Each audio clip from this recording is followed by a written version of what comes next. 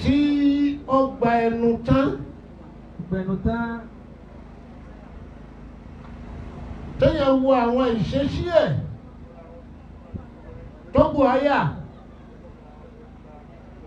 ọba náà la kí تقدس عن كل اجتهاد فإنه مع الخلق لكن الحقيقة لا تدرك. àwọn ọlọ́run tó pọ̀ ọlọ́jọ́ ọmọ jẹ́ta Nabi Muhammad sallallahu alayhi wa sallam. ìkí ọlọ́run tó pọ̀ ọlọ́jọ́ jẹ́ta Nabi Muhammad sallallahu alayhi wa ọba bá wa sallam. ṣe bẹ́ẹ̀ fáwọn ará ilé ẹ̀ bá wa ṣe bẹ́ẹ̀ fáwọn sàábí ẹ̀ Àmín. ọba bá wa ṣe bẹ́ẹ̀ fún gbogbo tí jí àlùkùmà Nabi Muhammad Amina. fi barrika wa bahrika Amina. min ummati Muhammadin ajma'in. Amina ya قولوا Allah. معي آمين. آمين. بنورك يا الله ندعوك جهرة. a fi ìkànnì òjíṣẹ́ ńlá Muhammad وبه òun ni mo fẹ́ lò láti kí gbogbo wa pọ̀ wá láti ìlú Ẹdẹ níbínú wá Ajánásí àgbà gbogbo ìlú Ẹdẹ àbí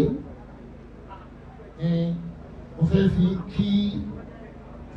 kí wa lẹ́dẹ̀ àgbọ̀nà ọmọ Ẹdẹ ni mí nílẹ̀ Adékúnlékún nílé Ìmọ̀lẹ́ ẹ̀kejì ọmọdé Ọlọ́sùn ni mí àfáà mi Sheikh Mukhtar ní Kánò wọn bẹ́ẹ̀ ọlọ́run ni mo ṣe lè lọ́gọ́rọ̀ láìpẹ́ yìí ilé ajẹja ni mí Sheikh Abdulrazak ń bẹ́ẹ̀ ọ̀kan náà ni wá ilé àdó ni ní sẹ́lẹ̀ lọ́hùn àtàwọn ẹlẹ́bẹ̀ẹ́ bẹ́ẹ̀ nílùú Ẹdẹ ana ma'akum wa ana ibnukum ọmọ yín ni mo kí Sheikh Habib lọ́wọ́ àpẹẹrẹ yín. آمين.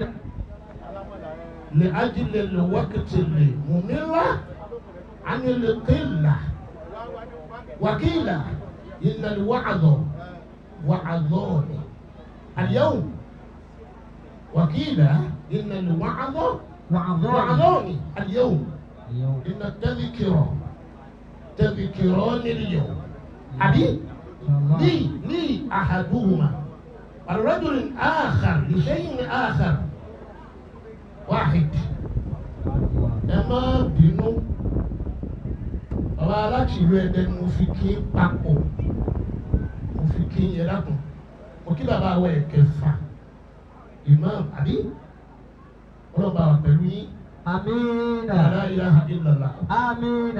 wala muhammadu rasulullah صلى الله عليه وسلم. kan ní wọn kì í jà sí imam ní díẹ̀ sí kí làbá jà sí kí làbá jà sí Kí làbá jà sí?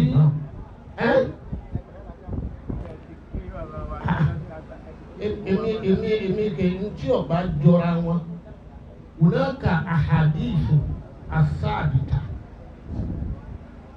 wa hunaka ahadithu ghayru sabita ahadithu mawdu' wa ahadithu ghayru mawdu' muntakhab بحدوث الأهواء النبي يكون إماما علي إن جاعلوك وكن مؤذنا لو منعوك يقول بلاغه jàmámù ní dandan wá bọ́lá ti pọ̀ tó pẹ̀lú ìmáàmù ní ìsìnlẹ̀ ẹ̀yìn kéèyàn wọ́n wá ọlọ́run ìjọba jẹ́ bàbá akéde ẹ̀wọ́n bínú pẹ́lẹ́ ní wọ́n kí sẹ́wọ̀n tàbí ìdájú wọ́wà lọ́ba kí dáadáa ọlọ́run jíṣẹ́ ńlá Muhammad صلى الله عليه وسلم. àwọn akadé ẹ̀rọ mú kanjú òní wọ́n lónìí kan wọ́n máa dáwọ́ rẹ̀ ná àwọn ará àdúgbò wọn wá lọ bá àwọn ará ilé wọn wọ́n ní tí èèyàn bá ti jẹ ìmáàmù lágboolé kan wọ́n ní gbogbo agboolé òun lọ jẹ́ fún gbogbo ọ̀rọ̀ máa háwọ́ fún wọ́n tó ti lọ́wọ́ tó wá ní kéwì ìṣòwò ibi ó ti dẹ́bi ìmáàmù ti lọ́wọ́ wọ́n gbọ́pọ̀ fún ọlọ́fẹ́ ni wọ́n kọ́lé fún ọlọ́fẹ́ ni gbogbo nǹkan ni wọ́n ṣe fún Àríṣekọ́lá Abdulaziz Alao bàbá wa Àríṣekọ́lá nílùú Ìbàdàn bàbá ìmáàmù àná wọ́n lò 20 years bàbá wa ìmáàmù Ṣúwàrà wọ́n ló 20 years lórí imam. Nígbà táwọn àfáà dìde wọ́n ní wọn ò lówó àríṣepálá ní wọn ò lówó ní ìsìn, wọ́n ní wọn ò láṣọ àríṣepálá ní wọn ò ní ní ìsìn, wọ́n ní wọn ò ní mọ́tò àríṣepálá ní wọn ò ní ní ìsìn, wọ́n ní wọn ò nílé àríṣepálá ní wọn ò ní ní ìsìn. Ìjọ kejì ni wọ́n kọ́lé alájà kìíní kejì kẹta fún wọn níbi tí wọ́n gbé wọn, wọ́n kó mọ́tò fún wọn, wọ́n ra gbogbo ẹ̀ fún wọn. Àwọn Ọlọ́run dé ní sẹ́yìn bí 50 ọdún kò sí ìmáàmù tó lọ 20 years àṣà ìsinú ọlá nínú màmú tètè kú. Bàbá ló 93, 94 years láyé. Ọ̀tọ̀ọ̀tọ̀ ló wà. Mo kí gbogbo kábínẹ̀tì imamship ní ìlú Ẹdẹ wà máa jẹ àwàrọ̀hà ní ìlú Wàlẹ́dẹ̀.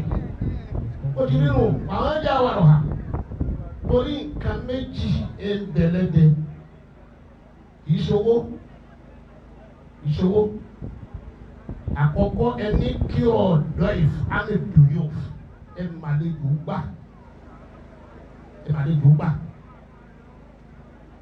Àwalẹ́dẹ̀ a máa àlejò gbà. Ẹ̀kejì ní kẹsàrájú ìfàkì bìzínà. Amowó náà tó ń tóge. Ẹ̀wá máa yà sọ́dọ̀ ẹni tó ní àtẹ̀tí òní. Ìdí irun tọ́lọ̀ fi ṣe sàrà àti pọ̀jù lẹ́dẹ̀.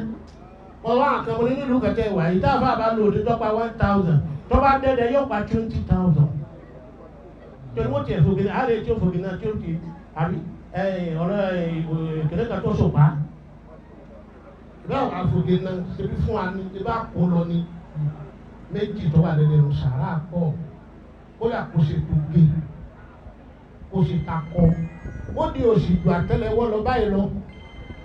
Gbogbo wa lẹ́dẹ̀ á sì ọ̀ṣọ́ lọ bẹ̀ bí bàtà ń lọ pàdé gàdàbà ni. Ìjọba lẹ́dẹ̀ tó òkè pọ̀. Ọlọ́run ìjọba jẹ́.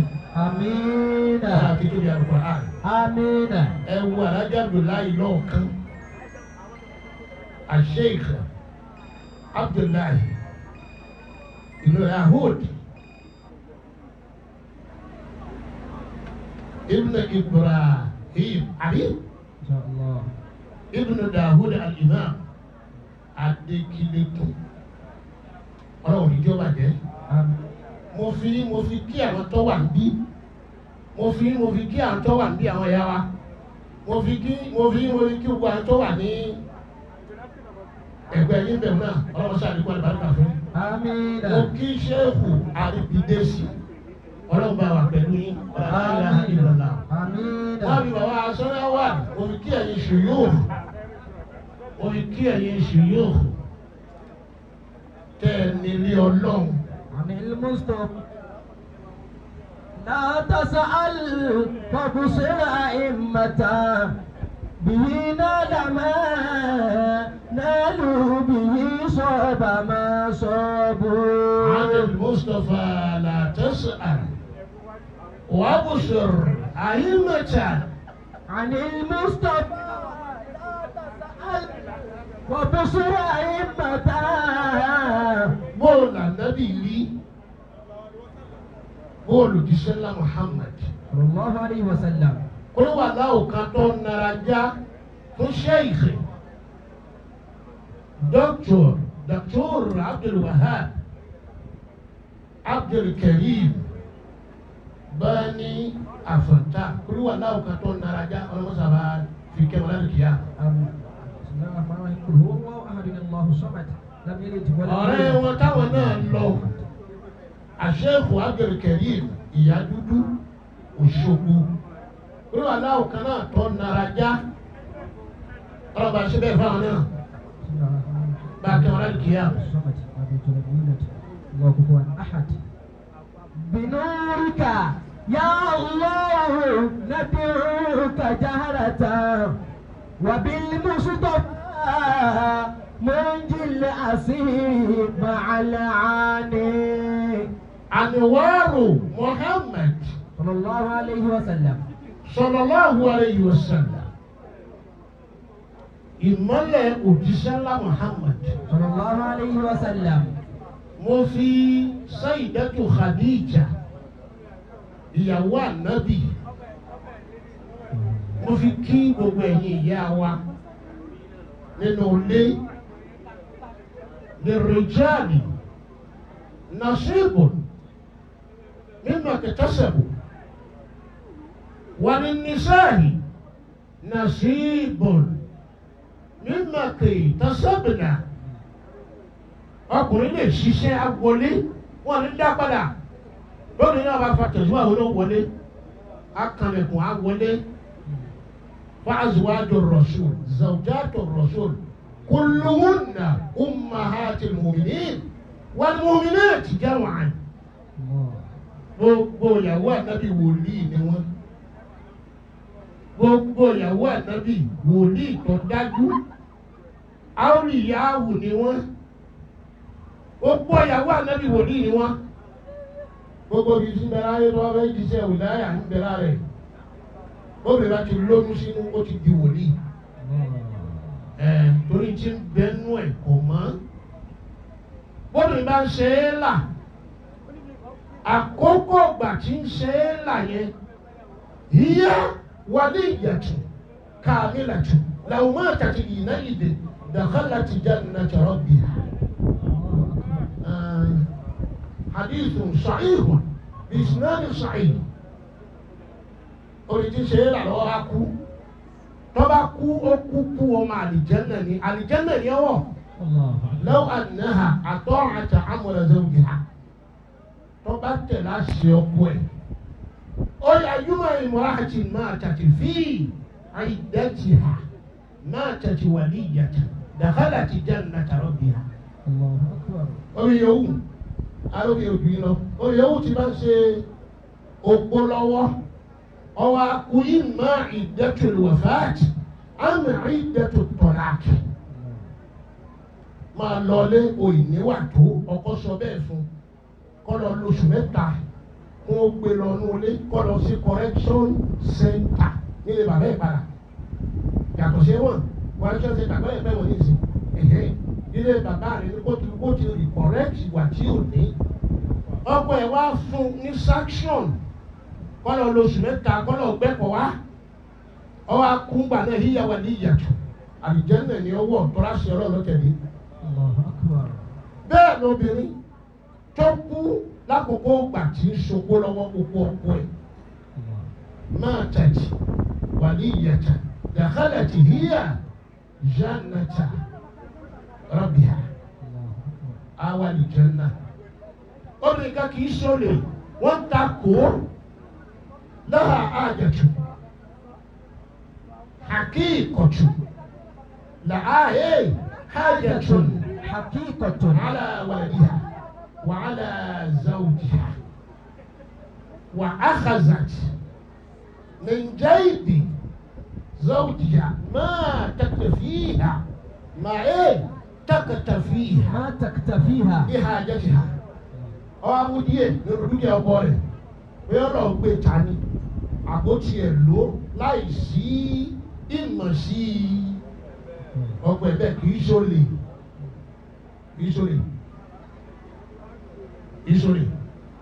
ní Kùránì ní lin-nisa'i lir-rijali nasibun mimma iktasabu wa lin-nisa'i nasibun mimma iktasabu. Tọ́ba ti ṣiṣẹ́ Ọlọ́run bẹ́ẹ̀ni ọkùnrin ṣe lè tẹ́wọ́ àdúrà tádùá ọgbà kíá nígbà tí Abu Salma tó kú tàbí tó fẹ́ kú. Ummu Salma tá Ànábì padà fẹ́ àdúrà Ànábì ló gbà lórí ẹ̀. Àdúrà Ànábì ló gbà lórí ẹ̀ kí lè lọ fà á kó tọ́jú ọkọ ẹ̀. Ìtọ́jú tó ṣe wọ́n pọ̀ ẹ̀ ní gbẹ́gbẹ́ àwọn lọ jagun Uhud jarahat adaduhu bijrahati hatta ishtaqa dhalika ila ar-rasul wa marida li ajliha. Torí wàhálà yẹn ọkọ rẹ̀ wá tọ́ ìyàwó rẹ̀ wá ń tọ́jú ẹ̀ ó wá tọ́jú ibi tó tọ́jú mi dé yìí. Ó ní abdalati rabbuka amma abdala rabbuki laki zawjan khayran minni fazawwaja ar-rasul. Ọlọ́run lọ́kọ tí ó dà jù mí lọ ọkọ rẹ̀ sọ bẹ́ẹ̀ fún nígbà tọ́lọ́ wà ṣe ọkọ rẹ̀ lọ bẹ́ẹ̀ anabi Muhammad bala lọkọ rẹ̀ tí anabi ọ̀dà ajá yàtọ̀ ń lọ nínú oríkà ya Allahu nad'uka jaharatan. بنورك يا الله ندعوك جارة وبالمصطفى وبالمصطفى منجي الأسيم علاني النور محمد صلى الله عليه وسلم. òun náà là ń lé wọ́n fi tẹ̀sùbá wá àti ń fa tẹ̀sùbá wọ́n là ha àdàlù àkọọ́lẹ̀ tó fún aláwọ̀ ọ̀nà tó dìde ẹ̀ àmì ilé wà nulẹ̀ yóò lọ pé kí lè fẹ́ kí nu Kùránì tá a mọ̀ ebi ń tọ́ dájú bẹ́ẹ̀ ń bi zọ̀ ìrí kéwú ebi bá àti ní bẹ́ẹ̀ ebe yìí sùn fílẹ̀ ní bàtì ṣe rọ ní ìjọ tí Kùránì sọ̀kalẹ̀ méjì lọ sọ̀kalẹ̀ àkẹ́gbà kan wọ́n lọ ké wọn bí ṣe wáàsì àkẹ́gbà kan wọ́n bọ́ nílé wọ́n láti jáde níjọ ọlọ́run bá kọ́ wá láti jáde àwọn iṣẹ́ wáàsì tiwọn àwọn ni wọ́n tú Kùránì ní báàkì ní الشيخ والعادي إبراهيم الإياسي الكولخي شيخ الإسلام على الإطلاق جنرالي ní gbogbo ayé ẹni ọ̀láyé lọ́run lẹ́yìn ànábì Muhammad sallallahu alayhi wa sallam. Sheikh Ibrahim ni bàbá tú tafsiri al-Qur'an sufiyya wa zuhudiyya ومعنويا بالمعلومات والإرفاع إن بنبن شو تشومبن إن يعملوا تيجي بعد شو يقولوا لي أقول دائما بتشخيص ذات المصطفى وحاده النور لمحمد صلى الله عليه وسلم. النور لمحمد النور محمدية صلى الله عليه وسلم. ó kọ̀wé lànàbí kọ́kọ́ ń jẹ́ mo kí Sheikh wa An-Nasiri ọba pẹ̀lú yín. Amina. mo kí ẹ̀gbọ́n mi dáadáa láti ilé aláwẹ̀ ẹ̀gbọ́n mi dáadáa láti ilé aláwẹ̀ lóṣogbo kunna min dam dimin wahid la damama wala zamana. ربنا بابو مجيب ديه لا الدعامة ولا الدمامة ولا الزمامة بل لنا زمام الخير زمام الخير wọ́n àtàwọn èèyàn kan sọ pé wọn ò fi lé hàn wọ́n lè fi lé hàn yìí ẹni ó fi lé hàn wá kó ò fi lé hàn wá tán olùjíṣẹ́ ńlá Muhammad ìyẹn ló túmọ̀ sí pé ní ọ̀tọ̀ àṣírí tẹ́ àṣà tí ó gbé yín lókè ọ̀tọ̀ lè tẹ́mi àṣà tí ó gbé mi lókè sọ wípé lọ́nà ibi máa ṣe yàtí mélòó wọ́n ní 87 torí kíni yàtí ọ̀pọ̀ tàbá ní kasuku àkà díẹ̀díẹ̀ èèyàn ló ṣẹ́jú náà rògbòdó parí èèyàn kan bàbá ti ní kasuku fàlàndàzí ìdàpọ̀ ìlà àgbàrà alánàbí ìdàkùn ìlà àgbàrà kò ní gbà nítumọ̀ rẹ̀ tó bá ti kasuku ẹnìkan mọ ọmọkùnrin ayé ká àwọn afáàkà wá ní ká ní wọn ká wà ẹ̀tọ́ wà ká ló ń gbére kọ ká lọ lọ́wọ́ kọ̀kọ́ bá tọ́lá lórí yẹn ní ká kíbla táyì dàrúdọ́ọ̀hà bọ́ ọ bá wò yín tàbọ̀ ọ bá wọ̀ nù ọ wá ṣe àmì kan ò gbé orí ayàtọ̀ hù tọ́lá ní wálé yẹn ní ká kíbla táyì dàrúdọ́ọ̀hà kọ́ ọdún síbò mi kọ́ sámi tọ́lá ti sámi gbé mo ti gbé gbogbo ayàtọ̀ àfáàkà wá kí ànábì.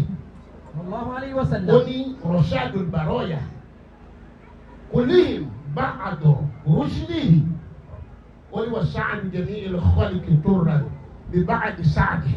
رشاد البرايا كلهم بعد رشدهم ورشد جميع الخلق ترا بسعده.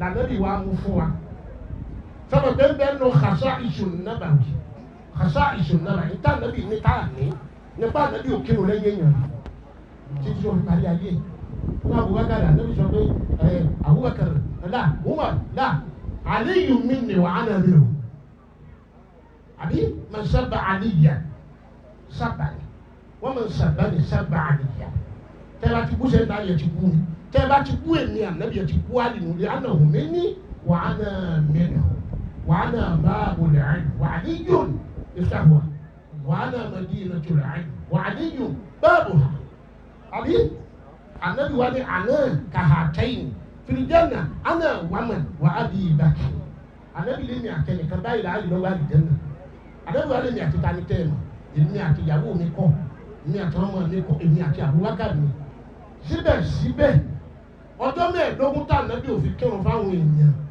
lọ́jà mùsùlùmí dọ̀dí ìjà lòdì tọ̀rọ̀ àǹdọ̀dí ìjà mọ́rọ̀dọ̀ ara wọn kà wọn mùmí lọ́jọ́ mẹ́ẹ̀ẹ́dógún tá ànábì ọ̀jáde wá kírun wọn tí ń sáré lọ́wọ́ síbẹ̀síbẹ̀ ànábì ò kírun fún wọn ẹnìkan sọ fún apá àlérò ṣé torí pé mo kí ní ìjòkólẹ̀ ẹnìkan sọ fún apá àlérò torí pé wọ́n ní ohun èdè fìlà kírun ńjọ́ ohun ìfìlà mélòó wọn dé torí pé ìnirungba ńjọ́ ìnirungba mélòó ni wọ́n á ní ẹni ó kó àdísì jọ ẹ wò tẹ̀yẹ dáadáa ìmáàmù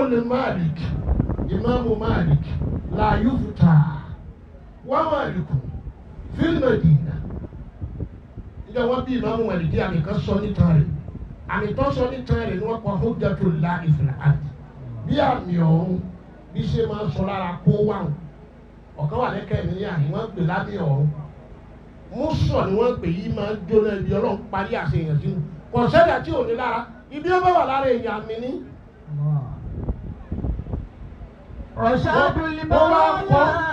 wọ́n wá kọ́ sára ìtàn ìmáàmù Malik pé Malikun hujjatullahi fil ard pé tí ìmáàmù Malik bá ti sọ òun ló ti parí inú ẹ̀sìn.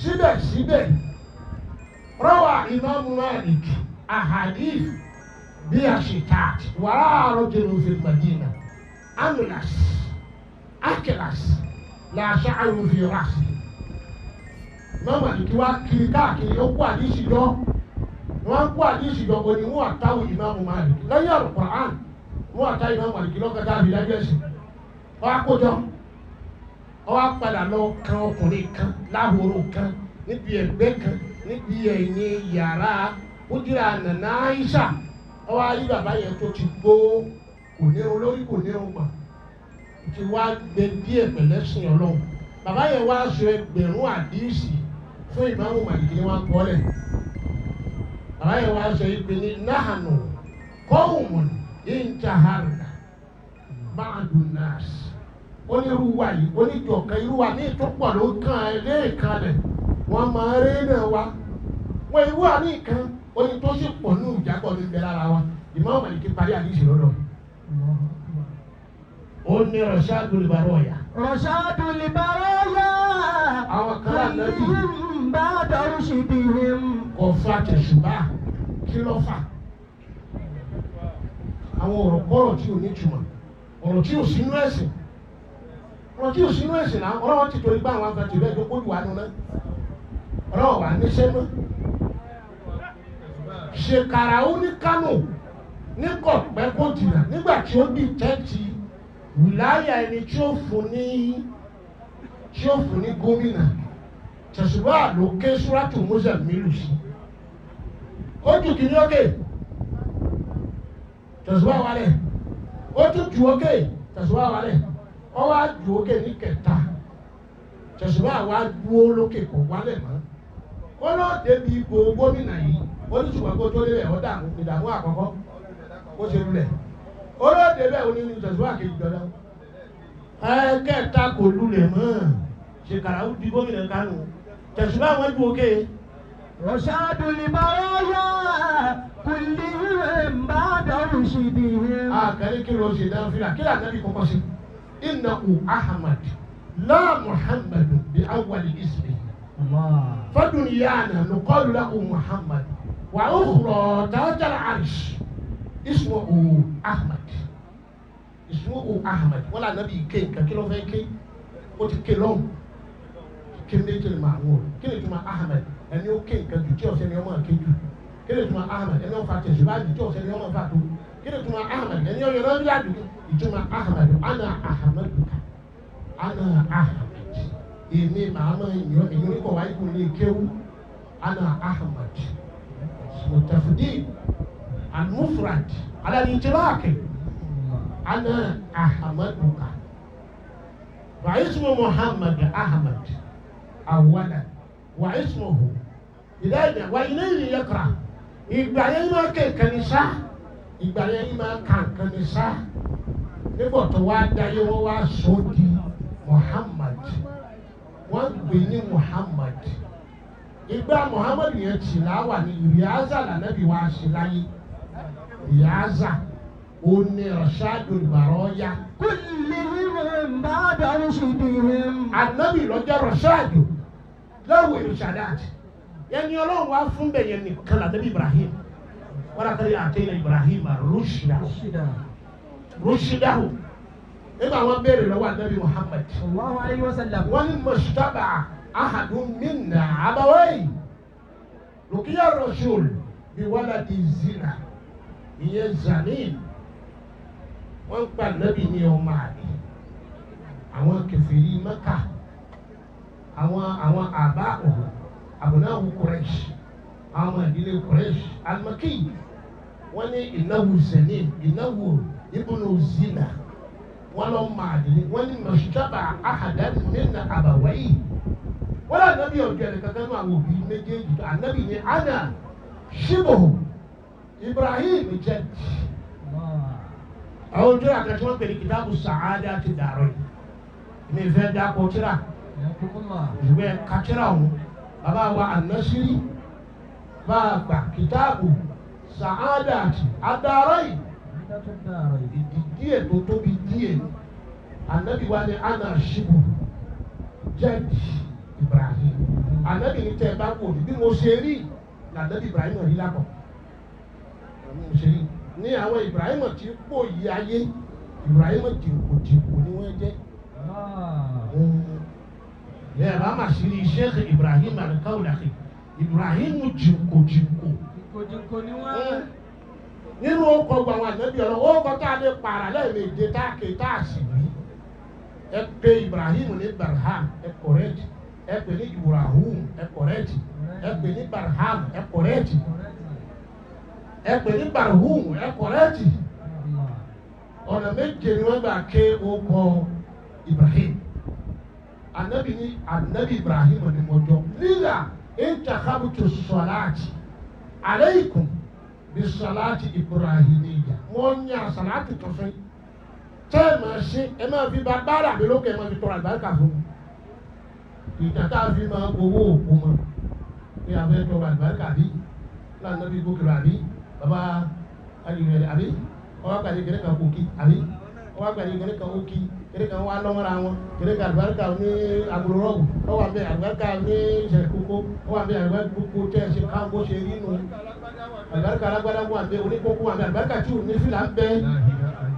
tí ò ní fìlà ń bẹ àlùbáríkà tí ò ní fìlà ní kéèyàn ọkọ̀ ti sùn fi àlùbáríkà tí ò ní fìlà ní kóòtù alẹ́ ìjìlá kọ́ọ̀tì bàtà ìrọ̀lẹ́ka tí ò ní ní ànábì Ọlọ́run tí wọ́n wáyé tí wọ́n múrò wá ní Ọlọ́run lè tó mú wá náà fìlà ní sí náà fìlà rẹ̀ mọ́ bá yàn ànábì tó múrò wá ní ẹ̀mọ́ bá kí kí wọ́n múrò wá ní tààrọ́ gbọ́dọ̀ kírun ìrun tí ò pé Musa náà màlúwàlá ṣe kékeré náà ṣe Allahumma salli ala sayyidina Muhammad ẹ bá mú wòye tó ti lórí ẹ̀ nígbà tí ẹ ti kọjá ẹ bá mú wòye ó kù sẹ́ni méjì olùgbẹ́ kálukú tẹ́wọ́ sàlájì lùwájì láti ṣe mọ́lì di àyín ẹ jẹun dáadáa o ní wọ́n rí di alájà Abdullahi ẹ tún ṣe báyìí o ẹ tún ṣe báyìí hunaka sirr wa hunaka nur hunaka sirr wa hunaka nur fakilahuma bi ahadi yadi rasul al-Muhammad al-Muhammad al-Muhammadiyya ẹ ṣe báyìí ẹ àbá àti ẹ máa wọlé kálúwà tí ò ní wàlímà àdúrà yìí gbàgbọ́rọ̀ ẹ máa ṣe wàlímà rẹ o ẹ má ọ̀tọ̀ ní sàrà àdúrà o ẹ má bínú o ní ẹ wọlé tó nǹkan o àwọn kò ṣe kálúwà oṣù mẹ́rin rí nínú gbó tí ì jáde wọ́n lọ ṣe kálúwà létí odò rí nílùú ẹ̀ lóṣù kan tí n kú omi mo wá ṣe kálùwà nù olérí tí n jáde tí n rí sọ́mọ̀ 41 days bọ́ọ̀ bá rí nǹkan ó rí ọ ẹ ti gbọ́ wọ́n máa jà á jà rúùyà lẹ́tì àrìnà ọlọ́wọ́n tàn mẹ́lẹ̀ kan ní adúlọ́ṣẹ́ wọ́n máa jà á jà rúùyà lẹ́tì àrìnà ìlà fìtì nǹkan burúkú tó bá ti sáwọn kẹfìrí ìyá nẹ́bí yóò ṣẹlẹ̀ tó bá ti ní nǹkan rẹ sáwọn ènìyàn rẹ ẹ yá wù ẹ rí nǹkan ṣe tó bá rí nǹkan ṣe tí wọ́n rí ṣe ọ̀dà èyí tó gba àwọn olówó jẹ́ àtàwọn àjọba nù títánìkà kan tó bá dé tàbí ẹnìkan tó ga kò túmọ̀ sí pé a gba professorship wa àbí doctorate wa la tó dẹnu gíga ọpọlọ bàbá mi bẹnu lé tó ju professor ìyẹn kakílẹ̀ mi ẹ̀fẹ́ ẹ̀bọ́ ẹ wá ní doctor kan ní ọgbà kí ni ìlà ọ̀rọ̀ tó bẹ́ bí nínú. wà á ní ọgbà doctorate. ṣé nítorí ọkùnrin kan tó kàn sí just one only course tó wà ní doctor pẹ̀pẹ́ kò ṣáì gan can you see ṣáì kò lè defend anything ṣe wá ní òun náà wá nù ẹ̀jẹ̀ you can just get out with your nonsense talking you don't need to go away àbí ṣé pé mo sọ̀rọ̀ fún ẹ. ọwọ́ farabalẹ̀ gbọ́rọ̀. àwọn bàbá kan wá ń bẹnu lé ìyá kan ń bẹnu lé ọ̀rọ̀ èdè kan ní ìfẹ́ kókó àsọ̀rọ̀ ni Zenith Bank ní ti ń ṣiṣẹ́ lókè sí àlóṣogbo ọmọ Ọ̀yọ́ ni tó bá ṣàkóso wá wò with the little age tó ní wọ́n sọ fún wọn tó ní láìpẹ́ ní pọ́pọ́rọ̀ ẹ̀ ti pọ̀ jù mo ní àwọn ẹ̀dẹ́fìlà ó ti pọ̀ jù náà nínú ẹ̀dẹ́fìlà ó ní wọ́n máa pè láàbà mo ní jẹ́ wọ́n pè láàbà àwọn pè ọwọ́ ní ìṣọ́ fún mi ọpọlọ ẹ̀ ti pọ̀ jù ọpọlọ ìpọ̀ al-hikmatu dawlatul mu'min wàhálà àìsùnmọ̀ wàjàdá àhàlà mo kí gbogbo ẹ̀yẹ ní ọlọ́run kálukú wọ́n tẹ́wọ́ àdúrà.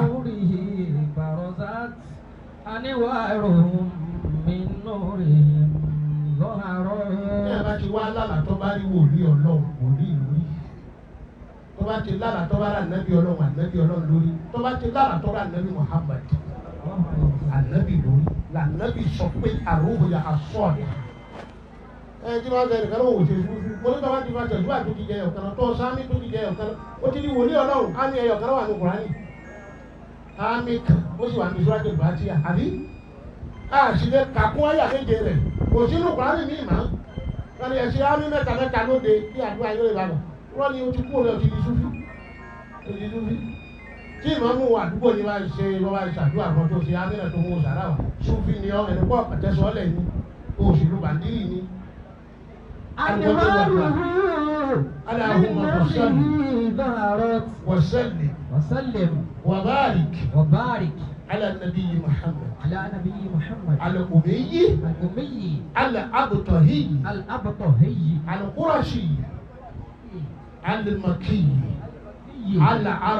العربي صلاة الفاتحة بسم الله الرحمن الرحيم اللهم صل على سيدنا محمد الفاتح لما أغلق والخاتم لما سبق ناصر الحق بالحق والهادي إلى صراطك المستقيم وعلى آله حق قدره ومقداره العظيم بسم الله الرحمن الرحيم الحمد لله رب العالمين الرحمن الرحيم مالك يوم الدين إياك نعبد وإياك نستعين اهدنا الصراط المستقيم صراط الذين أنعمت عليهم غير المغضوب عليهم ولا الضالين آمين. Ó kí àwọn khalifa wa láti ìlú Ìlọrin àwọn ẹ̀jẹ̀ àwọn bàbá wa àgbà láti ìlú Ìlọrin